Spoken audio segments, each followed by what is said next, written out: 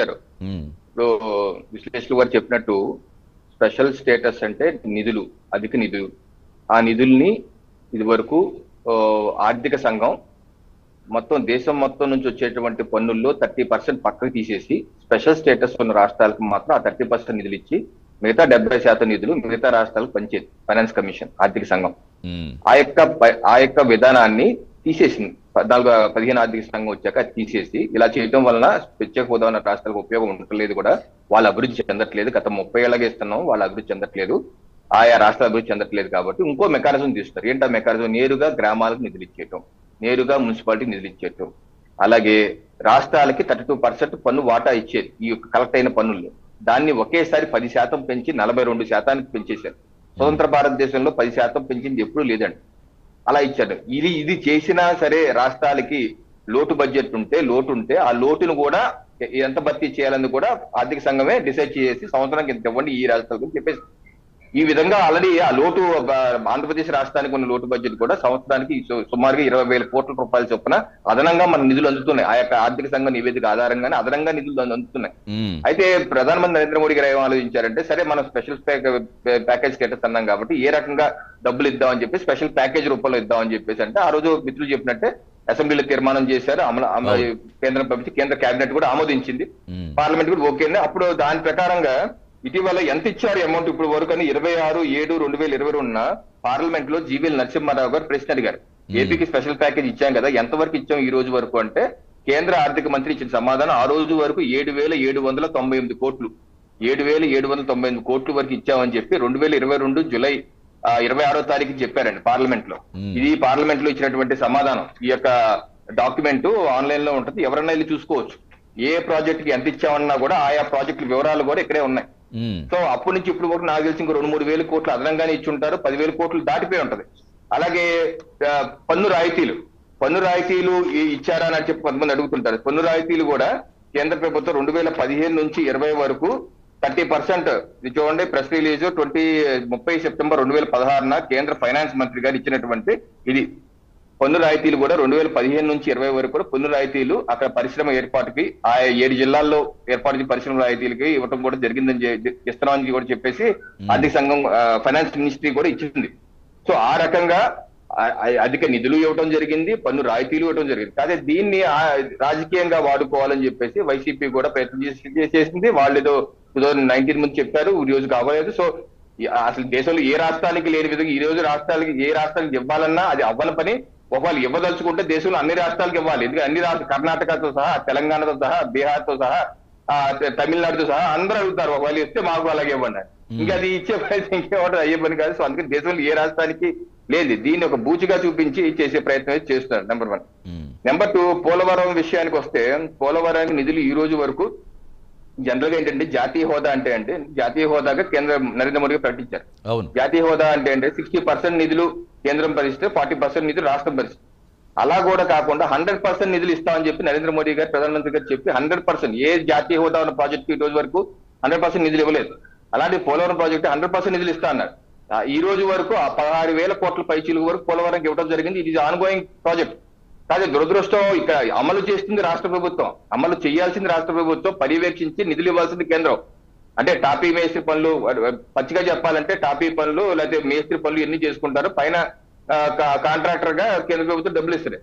So కాకపోతే ఇక్కడ ఏం జరుగుతుంది, పనిచేసేటువంటి వర్కర్స్ లో యొక్క సరిగ్గా చేయకపోవటం, వాళ్ళు ముందుగా సరిగ్గా నిర్వహణ సరిగ్గా చేయాలి, ఆ యొక్క దానిలో లోపాలు, అలాగే రికార్డులు తాలుమాలు చేయరు, అది సోషియో ఎకనామిక్ సర్వే కూడా చేయాలని చెప్పేసి కేంద్ర ప్రభుత్వం చెప్పింది. ఈ రోజు వరకు చేయకపోవటం. సో రకరకాలుగా దాని డిలే అవుతుంది. కానీ దీని కేంద్ర ప్రభుత్వం వల్ల డిలే కాదు, ఇది పూర్తిగా ఎంత ఖర్చు అయితే అంత ఇస్తామంటున్నారు. అలాగే నిర్వాసితుల విషయంలో కూడా సోషియో ఎకనామిక్ సర్వే చేయాలి, అంత కేంద్ర ప్రభుత్వం చేయలేదు. సో నిర్వాసితులు కూడా కేంద్ర ప్రభుత్వం ఇస్తుంది. అలాగే జగన్మోహన్ రెడ్డి గారు ఏంటంటే పాదయాత్రలో నిర్వాసితులకు ఇది 2004 అప్పుడు వాళ్ళ నాన్నగారు మొదలు పెట్టినప్పుడు భూసేకరణ చేశారు. భూసేకరణ చేసినప్పుడు 150,000 రూపాయలే ఎకరానికి ఇచ్చారు. ఈయన పాదయాత్ర ఏమన్నారంటే, మా నాయన ఇచ్చింది అప్పుడు ఇచ్చేశారు కదా, ఇప్పుడు 150,000 అంటే మీరు బాధపడుతున్నారు కాబట్టి ఇంకో 3.5 లక్షలు నేనే అదనంగా ఇస్తాను మీకు, నాకు ఓటు వేయండి అన్నారు. ఇది అప్పుడు భూసేకరణ చేసేసిన రైతులకు కూడా అలా చెప్పి వచ్చిన వ్యక్తి 5 ఏళ్ళు అయిపోయింది. ఈ రోజు ఆ రైతుల కన్నా రూపాయి ఇవ్వాలి కదా, 3.5 లక్షలు ఇవ్వాలి కదా. అదే రవికిరణ్ గారు, అంటే జనరల్ గా ఇప్పుడు 2019కే పూర్తి చేసి ఇచ్చేస్తామని అప్పుడు ప్రభుత్వం చెప్పింది. తర్వాత వైసీపీ సర్కార్ వచ్చిన తర్వాత డెడ్ లైన్స్ పెట్టుకుంటూ వచ్చింది. ఇంకా ఆల్రెడీ 2 ప్రభుత్వాలు మారే సిచ్యువేషన్ కనిపిస్తుంది. ఇప్పుడు థర్డ్ ఎలక్షన్స్ కూడా వచ్చేస్తాయి. సో ఈ నేపథ్యంలో ఎంత స్థాయిలో పూర్తి బాధ్యత కేంద్రం తీసుకున్నప్పుడు ఎందుకు ఇంత ఆశ్రయం జరిగింది అనుకోవాలి? ఎక్కడికక్కడ కేంద్రం అన్నా ఎందుకు కంట్రోల్ పెట్టలేకపోయింది అనుకోవాలి ప్రాజెక్టుకు సంబంధించి? అంటే కేంద్రం యొక్క పాత్ర తక్కువ అండి. ఎందుకంటే పోలవరం ప్రాజెక్ట్ అథారిటీ అని చెప్పేసి ఫామ్ చేయడం జరిగింది. అది లేట్ గా కూడా అయింది. అది 2017-18 ఇప్పుడు అయింది. సో దాని యొక్క వివరాలు కూడా సరిగ్గా ఇవ్వలేదు. అప్పటి ప్రభుత్వం కానీ ఇప్పటి ప్రభుత్వం కానీ సరిగ్గా డిలే చేశారు. అయితే 2019 నుంచి ఇప్పటి వరకు ప్రోగ్రెస్ ఆగిపోయింది. ఎందుకు ఆగిపోయింది అంటే ఈ ప్రభుత్వం రాగానే రివర్స్ టెండరింగ్ అన్నారు. రివర్స్ టెండరింగ్ అని చెప్పేస్తే అప్పుడు కేంద్ర ప్రభుత్వం అందనమాట, మీరు రివర్స్ టెండరింగ్ చేయొద్దు, దానివల్ల టైం వేస్ట్ అవుతుంది, ఇప్పుడు కీలకమైన పొజిషన్ లో ఉన్నాం, చక్కగా పనులు కంప్లీట్ చేయండి అంటే లేదు రివర్స్ టెండరింగ్ అన్నారు.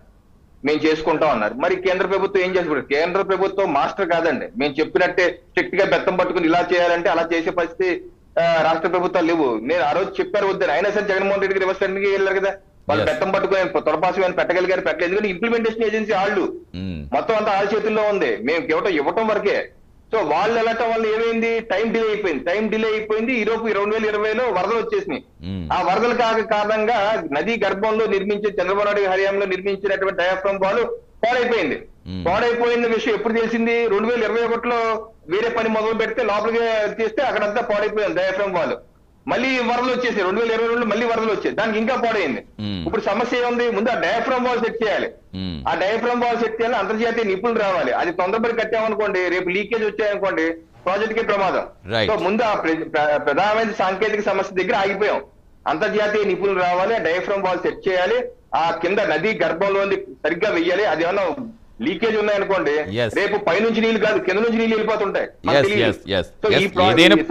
ఏదైనప్పటికీ అది పూర్తి స్థాయిలో మనకి కంప్లీట్ అయిపోతే అది ఏంటంటే రాష్ట్ర ప్రజలకి ఒకటి ఉపయోగకరంగా ఉంటుంది, 2 ఈ యుద్ధ వాతావరణం తగ్గుతుంది. ఎస్ అండి, ప్రస్తుతం అక్షర సత్యం గారు అప్పటి నుంచి వెయిట్ చేస్తున్నారు, ఒకసారి తీసుకుని. సత్యం గారు చెప్పండి.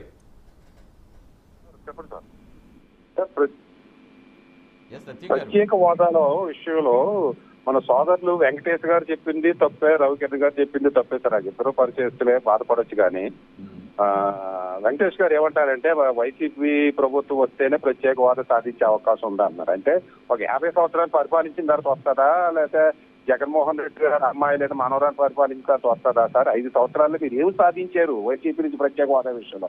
ఇప్పుడు సాధించలేకపోయారు కానీ ఇంకా 10 సంవత్సరాలు పోయిన తర్వాత వస్తుందంటో ఆశాస్పదం, ప్రజలు పిచ్చోళ్ళు చేయడం, ప్రజలను అమాయకులు చేయడం, లేదా ప్రజలు మోసం చేసి మళ్ళీ ఇంకోసారి గెలిపించాలని చెప్పడం సార్. అనలిస్టులుగా మన అటువంటి పాత్ర పోషించడం తప్పరు అనుకుంటున్నాం.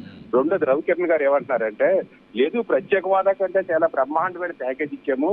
ఎంత ఇచ్చామంటే సుమారు 10,000 కోట్లు చెప్తున్నారు.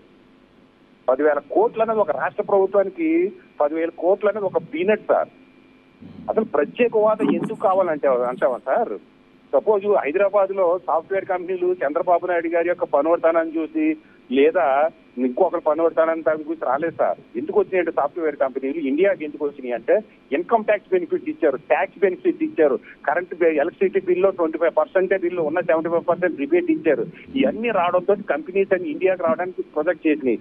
ఇండియా గురించి హైదరాబాద్కి ఎందుకు వచ్చినాయి అంటే మ్యాన్ పవర్ స్కిల్స్ అమీర్పేట చుట్టూ సాఫ్ట్వేర్ స్కిల్స్ సెంటర్స్ అయి ఉండడం వల్ల, మ్యాన్ పవర్ అవైలబుల్ ఉండడం, హైదరాబాద్ వాతావరణం మంచిగా ఉండడం వల్ల హైదరాబాద్కి వచ్చినాయి. అట్లాగే మీరు ప్రత్యేక హోదా మీరు ఏ పేరంటే పెట్టుకోండి, మోడీ హోదా అంటే సచివ హోదా ఇంకోటి పెట్టుకోండి.